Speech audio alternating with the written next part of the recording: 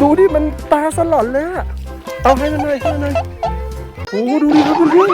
ๆมาก็เป็นฝูงครับพี่เผามีไซเรนเฮดมาทำไงเรามีสิตาจะเป่ามาเยอะก็เป็น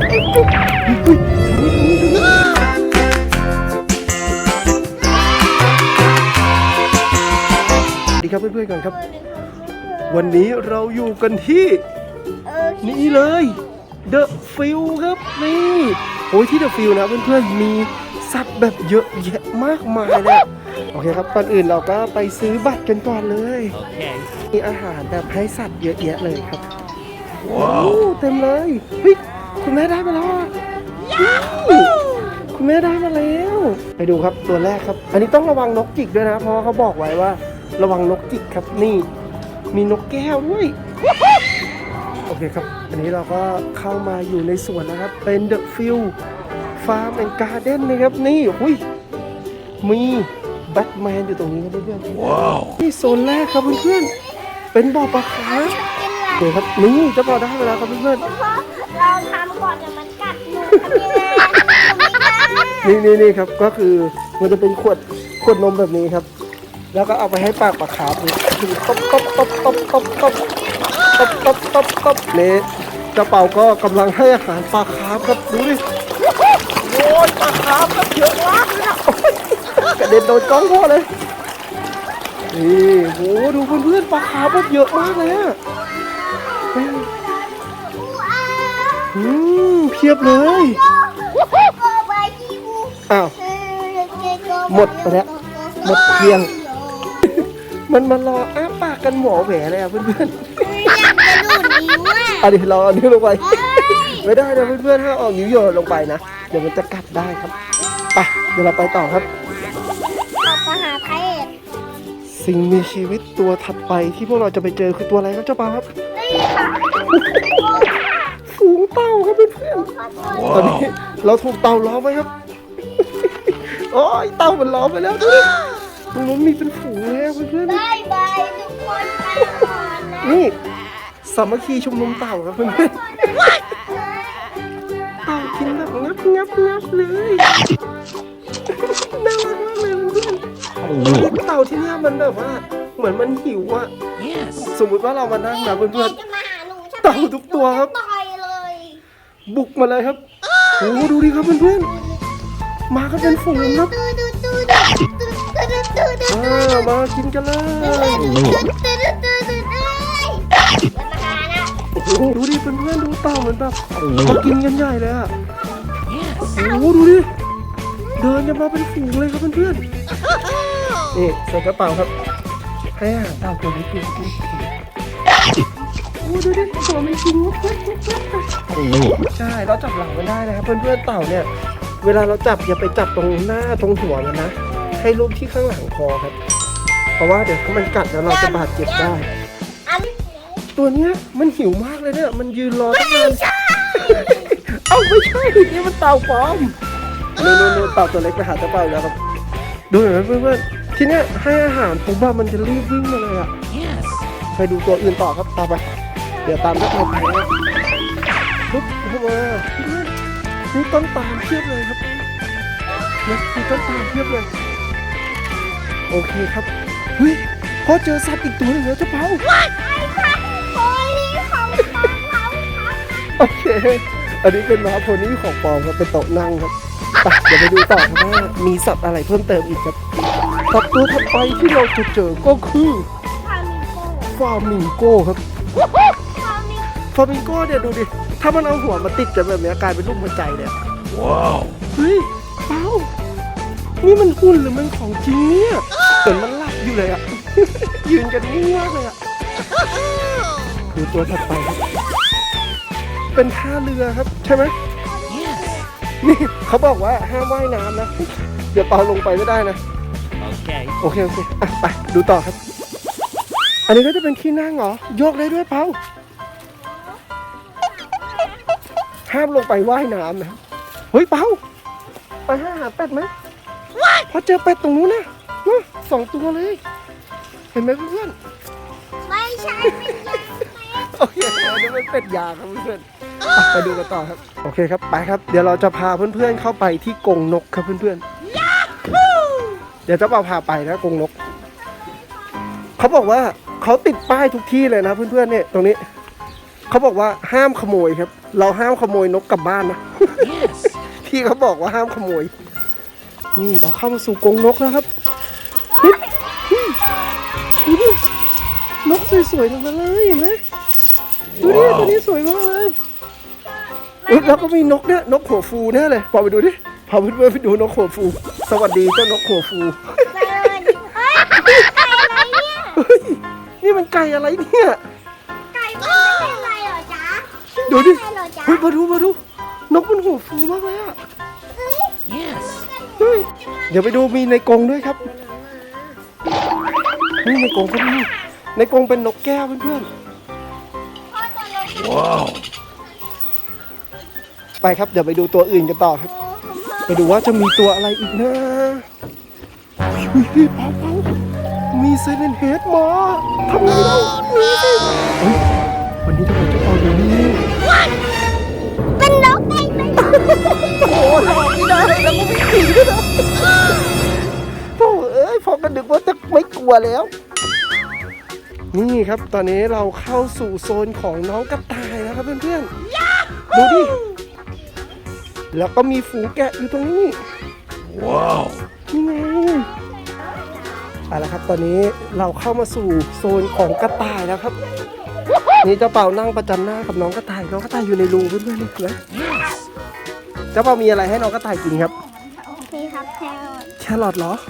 แครอท ลองดูตัวแรกครับ กินหรือไม่กินลุ้นกันครับเพื่อนๆไม่กิน ไปแล้วตัวถัดมากินไหมตัวนั้นกินไหมไม่กิน มีตัวนี้กินครับเนี่ยโอ้กินเพลินเลยอะน้ำนี่กินไปหลับไปครับ ส่วนเจ้าเปาก็นี่ตามหากระต่ายที่กินอยู่ครับ ตัวไหนจะกินของเราบ้าง กินไหมตัวนั้นกินไหม มันหลับแล้วเพราะว่าตัวนั้นอะไม่ยอมกินเลยในกรงนั่นน่ะตัวอะไรอะอีกัวน่าดูเพื่อนๆเห็นเขาไหมตัวใหญ่มากอะ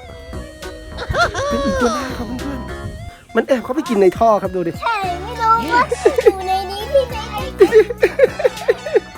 มันอยู่ในท่อกันเต็มเลย ไม่รู้อะไรนึกว่า เฮ้ยตัวนี้คุณดูแล้วอันนี้กำลังจะขุดรูแล้วครับ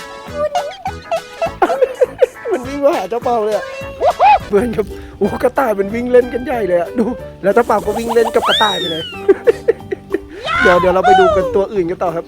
บ๊ายบายนะเจ้ากระต่ายน้อย ช่วยด้วยฉันไม่ใช่กระต่าย โอเคครับเดี๋ยวพาเจ้าเปาออกกันเดี๋ยวเราไปดูตัวถัดไปครับ Okay. กระสือเซเลนเฮดตามเจ้าเปามาอีกแล้วครับเพื่อนๆไปดูสิ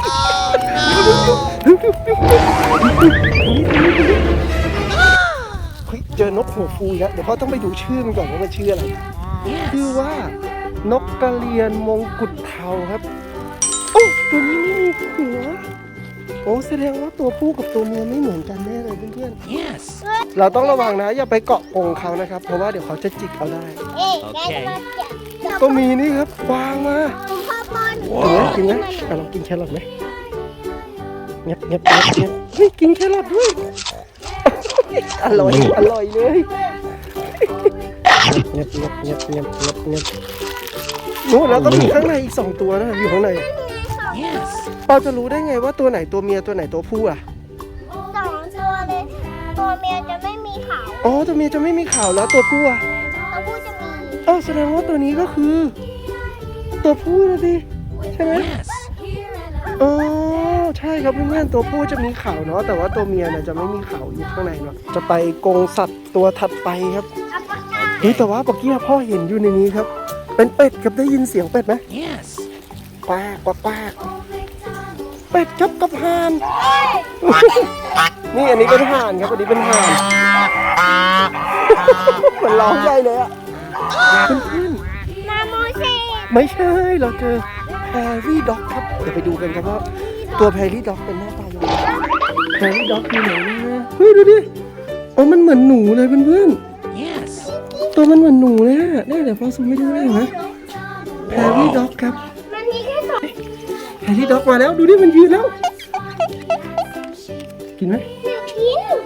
ไม่กิน เดี๋ยวไปดูตัวถัดไปครับ เดี๋ยวเราจะไปเลี้ยงเจ้าแกะน้อยกันครับเนื่องจากที่เนี่ยนะก็จะมีแบบจุดให้นั่งพัก สมมติว่าเราเดินมาเหนื่อยๆอ่ะ เราก็นั่งพักได้อุ๊ยมันมาแล้วโอ้ยมันมาแล้วเอาละครับตอนนี้ให้อาหารมาแล้วครับ เจ้าแกะน้อยครับนี่ดูดิมันตัวใหญ่เลย Wow. เอาเลยสินี่ก็เขาตามมาแล้วนี่ไงอันนี้คือร้านแกะครับเพื่อนๆนี่แบบเต็มเลยอ่ะนี่ไงมันมารอเต็มเลยอ่ะเดี๋ยวเราเทอาหารให้มันหน่อยหนึงนะครับอันนี้โอ้ดูดิโอ้โหมากันเป็นฝูงเลยเพื่อนๆดูดิ เฮ้ยมันตามเรามาอีกแล้ว เยอะแล้วเยอะแล้วเฮ้ยตัวนู้นมันมาแล้วตัวนู้นมันมาแล้วโอ้ยวิ่งลุกมาเลยเฮ้ยระวังชนระวังชนระวังปาระวังมาให้เราดูดิมันตาสลอนเลยอะเอาให้มันหน่อยให้มันหน่อยเราให้มันให้หมดเลยนะนี่ไงออกมาข้างนอกไม่มีแล้วกินลูกอมกันเถอะเนี่ยดูดิลูกอมอันใหญ่มากเลย Wow. เนี่ยเจ้าเปาถ้ากินนะหนึ่งอ่ะกินไม่หมดแน่เลยครับโอ้ตอนนี้เราอยู่กันในดินแดนลูกอมครับเพียบเลยเพื่อนๆตัวถัดไปที่เราจะไปดูครับ ก็คือสัตว์อะไรนะ นกกระจอกเทศนี่ไงนกกระจอกเทศเลี้ยงกันเพียบเลย โอเคครับไปเดี๋ยวเราไปดูนกกระจอกเทศครับนี่เปาตัวมันอยู่ตรงนี้ตามเข้ามานี่เห็นไหมคือนี่มันเดินมาแล้ว นี่ มันเข้าร้านไปแล้วเพื่อนๆเนี่ยเอ้าหายไปแล้วเฮ้ยออกมานี้ตามมามันย่องมาแล้วมันย่องมาแล้วกระดุกเฮ้ยตามไปเพื่อนๆอยู่ว่าจะเดินไปไหนโอ้ไปหาอาหารกิน Yes. นะครับตรงนี้โอ้ไก่ฟ้ากับนกยูงครับ แต่ว่านกยูงอ่ะเป็นนกยูงสีขาวเพื่อนๆดูดิ เฮ้ย แล้วนี่ก็เป็นนกยูงสีปกติครับดูดิ แล้วเราก็มาเจอครับคุณเพื่อนๆเต่ายักษ์ครับ ตัวใหญ่มากเลยอะเดี๋ยวเจ้าเปาจะขึ้นขี่เต่าแล้วครับ อาดูเลยดินับเป็นนับเป็นสี โอ้เอาขึ้นไปแล้วครับขึ้นไปแล้วโอ้เปา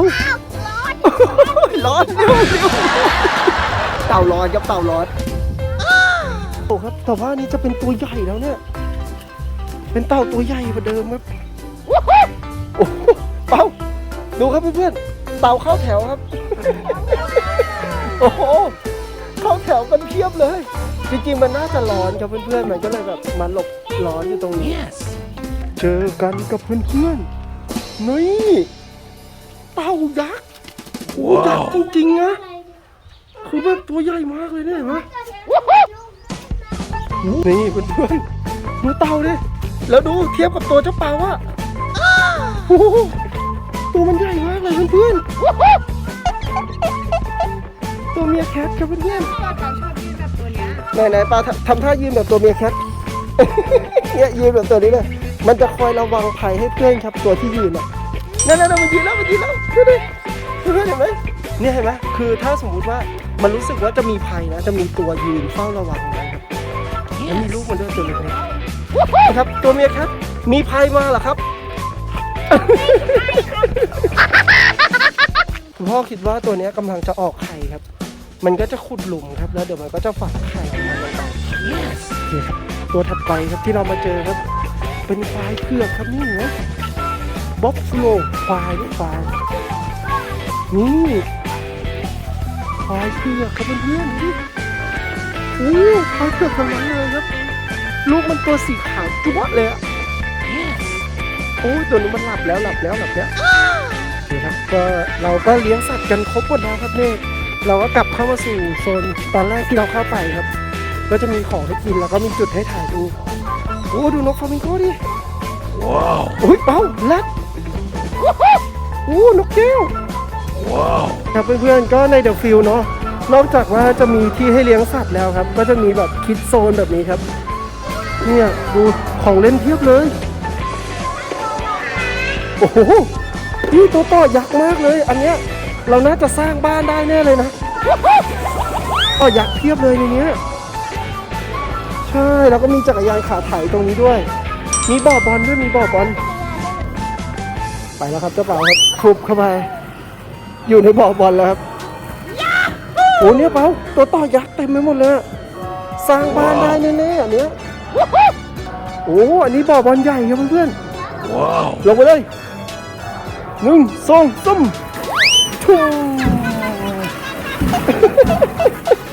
เจ้าเปาลงไปอยู่ในบ่อบอลแล้วครับเพื่อนๆหายตัวไปเลย